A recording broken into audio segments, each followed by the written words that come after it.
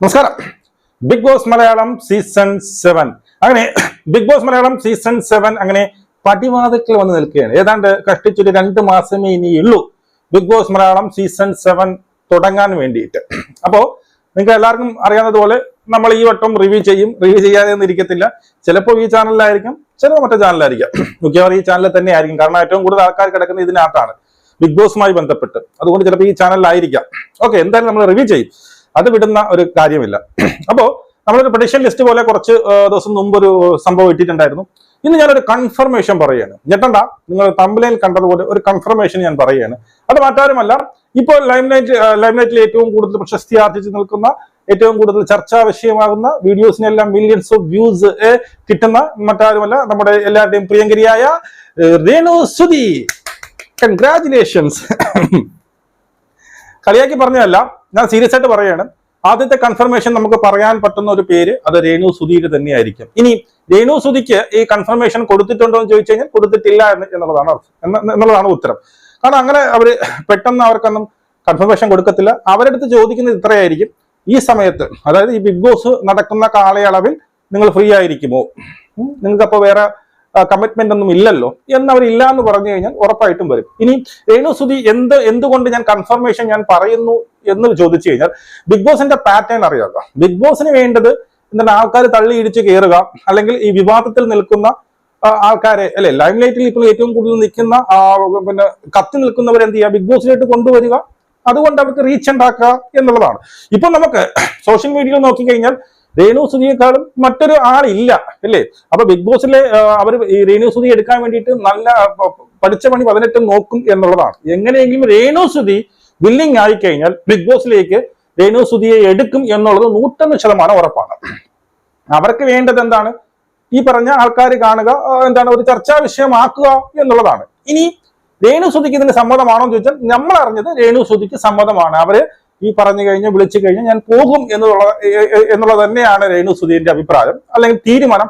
അതുകൊണ്ട് തന്നെ എഴുതി വെച്ചു 101% രേണുസുതി ഈ വരുന്ന ബിഗ് ബോസ് മലയാളം സീസൺ 7 ഉണ്ടാവും. ആദ്യത്തെ കൺഫർമേഷൻ ആയിട്ട് നമുക്ക് പറയാൻ 100% ഉറപ്പിച്ചു പറയാൻ പറ്റുന്ന ഒരു പേര് രേണുസുതിയുടെ ആയിരിക്കും. ഇനി ആ സമയത്ത് രേണുസുതിക്ക് മറ്റേതെങ്കിലും വരികയോ, ഈ പറഞ്ഞതുപോലെ മറ്റെന്തെങ്കിലും വരാൻ പറ്റാത്ത സാഹചര്യമോ വന്നാൽ മാത്രമേ ഒരു 0.1% മാത്രമേ ഞാൻ ഇതിൽ മാറ്റി വയ്ക്കുന്നുള്ളൂ. ഇനി ഞാനിത് ഉറപ്പിക്കാനുള്ള കാരണം എന്തുകൊണ്ടാണ് ഈ പറയുന്ന ബിഗ് ബോസിലേക്ക് രേണുസുതിയെ എടുക്കും എന്ന് പറയാൻ കാരണം, അത് ഈ ഏഷ്യാനെറ്റ് തന്നെ ഒരു സംഭവം, ഒരു അവാർഡ് കൊടുത്തിട്ടുണ്ട് രേണുസുതിക്ക്. അത് നിങ്ങൾ കണ്ടായിരുന്നോ?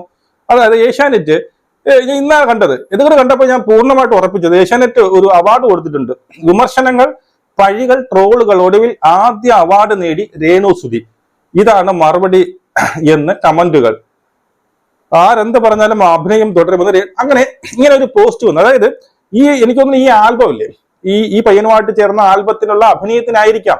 അപ്പൊ ഈ ആൽബത്തിൽ ഈ അഭിനയത്തിന് അവാർഡ് കൊടുക്കണമെങ്കിൽ അവരുടെ ഉദ്ദേശം മറ്റൊന്നുമല്ല, ഇതിനെ വീണ്ടും ചർച്ചാ വിഷയമാക്കി കൊണ്ടുവന്ന് എന്ത് ചെയ്യാം, ഇവൾക്ക് എത്രത്തോളം പ്രശസ്തി അല്ലെങ്കിൽ എത്രത്തോളം വൈറലാക്കാൻ പറ്റും, രേണുസുതിയെ എത്രത്തോളം മറ്റുള്ളവരിലേക്ക് എത്തിക്കാൻ പറ്റും, അത്രയും കാര്യങ്ങൾ ഈ പറയുന്ന ഏഷ്യാനെറ്റ് ചെയ്തുകൊണ്ടിരിക്കും. ഇപ്പൊ ഈ ഒരു അവാർഡ് കൂടി കൊടുക്കുമ്പോൾ വീണ്ടും ചർച്ചാ വിഷയമാവും. ഇപ്പൊ ഈ അവാർഡ് കൊടുക്കേണ്ട വല്ല ആവശ്യമുണ്ടോ?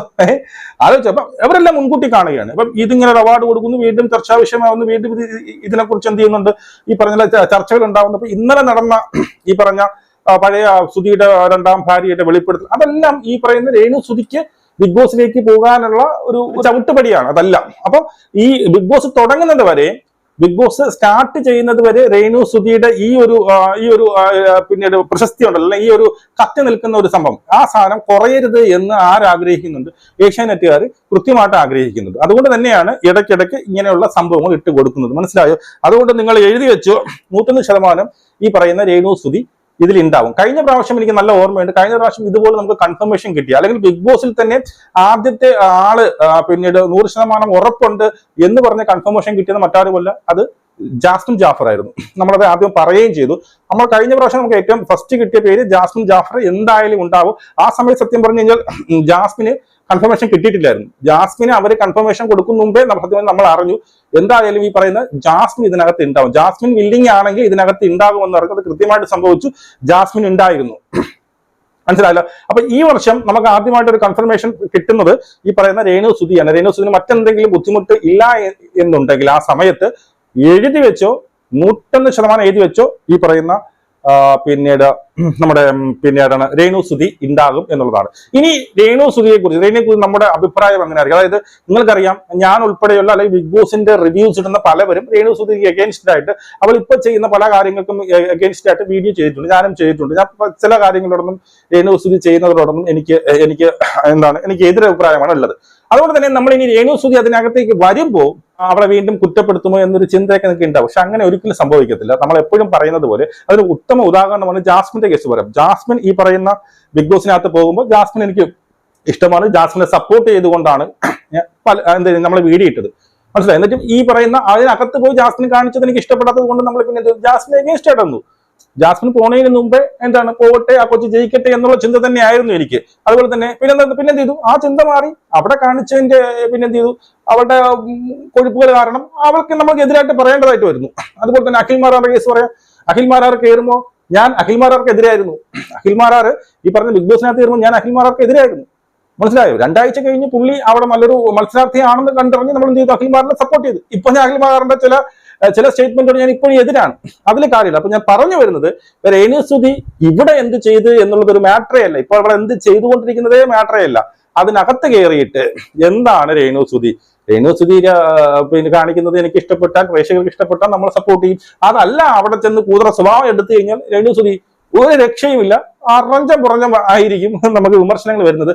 അതുപോലെ ഇതിനകത്തോട്ട് പോകാൻ ആഗ്രഹിക്കുന്ന ഈ പെൺകുട്ടികൾ, അല്ലെങ്കിൽ കിട്ടുമെന്ന് പറയുന്ന പെൺകുട്ടികൾ പ്രത്യേകിച്ച് മനസ്സിലാക്കുക, അവിടെ വന്ന് വൃത്തികേടുകൾ അല്ലെങ്കിൽ പിന്നെ പലതും കാണിച്ചിട്ട് ഇവിടെ വന്നിട്ട് അയ്യോ എന്നെ ഇങ്ങനെ പറഞ്ഞു, മറ്റത് പറഞ്ഞു, മറിച്ചത് പറഞ്ഞു എന്ന് പറയരുത്. റിവ്യൂ ആ രീതിയിലേ പോകത്തുള്ളൂ. നിങ്ങളുടെ ആരോടും നമുക്ക് പേഴ്സണൽ ആയിട്ടുള്ള വിരോധങ്ങളൊന്നുമില്ല. നിങ്ങൾ അവിടെ എന്ത് കാണിക്കുന്നു, ബിഗ് ബോസ് എന്ന് പറഞ്ഞ ആ ഒരു ഫീൽഡ് നമുക്ക് മനസ്സിലാക്കുക. അതിനകത്ത് കയറി കഴിഞ്ഞാൽ നിങ്ങളുടെ അകത്ത് ഉറങ്ങിക്കിടക്കുന്ന വിചാരങ്ങളെല്ലാം പുറത്തു വരും. നിങ്ങളുടെ അകത്ത് ഉറങ്ങിക്കിടക്കുന്ന ആ മൃഗമാണെങ്കിൽ മൃഗം പുറത്തു വരും, മാലാഹയാണെങ്കിൽ മാലാഹ പുറത്തു വരും. അത് അത് കുഴപ്പമില്ല എന്നൊക്കെ വിചാരിക്കും. പക്ഷെ ഒരു 10-15 ദിവസം അതിനകത്ത് നിൽക്കുമ്പോൾ വേറെ ആരോടും സംസാരിക്കാനില്ല എന്നൊക്കെ വരുമ്പോൾ അകത്ത് കിടക്കുന്നത് തെവിട്ടി പുറത്തു വരും. അപ്പോഴും നമ്മൾ എന്തെങ്കിലും പറയുമ്പോഴോ നമ്മളെ ഇന്നത് പറഞ്ഞു പോയേ മറ്റത് പറഞ്ഞു പോയേ എന്ന് പറയരുത്. അത് ഇപ്പോഴേ ആലോചിച്ച് വെച്ചിട്ട് പോവുക. ഇത്രയേ ഉള്ളൂ. അപ്പൊ ഫസ്റ്റ് പേര് രേണു സുധി. ഇനി നമുക്ക് ചാൻസ് ഉള്ള ഇതൊരു കൺഫർമേഷൻ എന്ന് വെച്ചാൽ ഈ പറഞ്ഞതുപോലെ 100% എന്ന് പറയാൻ പറ്റില്ല, എങ്കിലും ഒരു നല്ല ചാൻസ് ഉള്ള 2-3 പേര് ഞാൻ പറയാം. ഒന്ന് ഈ പറയുന്ന ഷാരിക. ഈ രേണു സുധിയെ തന്നെ ഇന്റർവ്യൂ ചെയ്ത ഷാരിക ഉണ്ടല്ലോ, അവിടെ 2 ഇന്റർവ്യൂ കഴിഞ്ഞെന്ന് അറിയാൻ കഴിഞ്ഞു. സെക്കൻഡ് ഇന്റർവ്യൂ കഴിഞ്ഞു എന്ന് അറിയുന്നു. ഷാരിയക്ക് ചാൻസ് ഉണ്ട്, മനസ്സിലായോ. ഷാരിയക്ക് ചാൻസ് ഉണ്ട്. പക്ഷെ 100% ഞാൻ പറയുന്നില്ല, ഷാരിയക്ക് ചാൻസ് ഉണ്ട്. അത് ഷാരികയുടെ പിന്നീട് ഈ പറഞ്ഞ പോലെ ഷാരികയുടെ ഭാഗ്യം പോലെ ഇരിക്കും. അവരും കൂടി വിളിക്കണം. ഇവിടെ രേണു സുധിന്റെ കേസിൽ പിന്നീട് അവർക്ക് വേറെ ഓപ്ഷൻസ് ഇല്ല. രേണു സുധി ഓക്കെ എന്ന് പറഞ്ഞാൽ അവർ കയറ്റും. കാരണം അവർക്ക് വേറെ രേണു സുധിയെ പോലെ ഇത്രയും വൈറലായിട്ട് നിൽക്കുന്ന ഒരു കണ്ടസ്റ്റന്റ് വേറെ കിട്ടത്തില്ല എന്നുള്ളതാണ്. ഷാരികയുടെ കേസിൽ ഷാരികയുടെ ഭാഗ്യം പോലെ ഇരിക്കും. അടുത്ത പിന്നെ നമുക്ക് അറിയാൻ പറയുന്നത് ഈ പിന്നെ ലെസ്ബിയൻ കപ്പിൾ ഉണ്ടല്ലോ, ആദിൽ ആൻഡ് നൂറ, ഇവിടെ കൊടുക്കാം. ഇവരൊരു കപ്പിളായിട്ട് തന്നെ വരുമെന്ന് അറിയുന്നു. അവർക്കും ചാൻസസ് കൂടുതലാണ്. അതൊന്നും 100% പറയുന്നില്ല. പിന്നെ ഇവർ ഏറ്റവും കൂടുതൽ പിന്നെ 2 ഇന്റർവ്യൂ നടക്കുന്ന മറ്റൊരു പ്രശസ്തമായ ഒരു താരം മറ്റാരുമല്ല, അത് ബിജു സോപാനമാണ്. ബിജു സോപാനത്തിന്റെയും ഈ പറയുന്നത് പോലെ 2 ഇന്റർവ്യൂ കഴിഞ്ഞു നിൽക്കുന്നു എന്നുള്ളതാണ് അറിയാം. പിന്നെ കുറെ പേരുകളുണ്ട്, നമുക്ക് അറിയാവുന്ന ഇഷ്ടംമാതിരി പേരുണ്ട്. ഈ ഒരു ഇന്റർവ്യൂ കഴിഞ്ഞെടുക്കുന്ന ഒരു കാര്യമില്ല. ഇപ്പൊ എനിക്ക് വേണം, എനിക്കൊരു ആഗ്രഹമുണ്ട്, ബിഗ് ബോസിൽ പോകണമെന്നൊരു ആഗ്രഹമുണ്ട്. നമ്മൾ ആരെങ്കിലും വഴി അവരെ അറിയിച്ചു കഴിഞ്ഞാൽ അവർ ഉറപ്പായിട്ട് നമ്മളെ വിളിക്കും, നമ്മുടെ ഫസ്റ്റ് ഇന്റർവ്യൂ കഴിയുകയും ചെയ്യും. അപ്പൊ ഫസ്റ്റ് ഇന്റർവ്യൂ സെക്കൻഡ് ഇന്റർവ്യൂ ഇതിനൊരു സംഭവമേ അല്ല, അത് കഴിഞ്ഞിട്ടുള്ളതാണ്, മനസ്സിലായോ. അതുകൊണ്ട് തന്നെ ഫസ്റ്റ് ഇന്റർവ്യൂ കഴിഞ്ഞവർക്ക് ഇഷ്ടമായിരിക്കണം. അവരെയൊക്കെ പേരെടുത്തിട്ടിരുന്നു കാര്യമില്ലെന്ന് എനിക്ക് ഇപ്പം പണ്ടൊക്കെ നമ്മൾ എടുത്തിടുമായിരുന്നു. ഇപ്പം മനസ്സിലായി അതിനൊന്നും ഒരു കാര്യമില്ല. ഫസ്റ്റ് ഇന്റർവ്യൂ ആരെ പേര് കൊടുത്താലും ആരെ വേണം ഫസ്റ്റ് ഇന്റർവ്യൂ വിളിക്കും.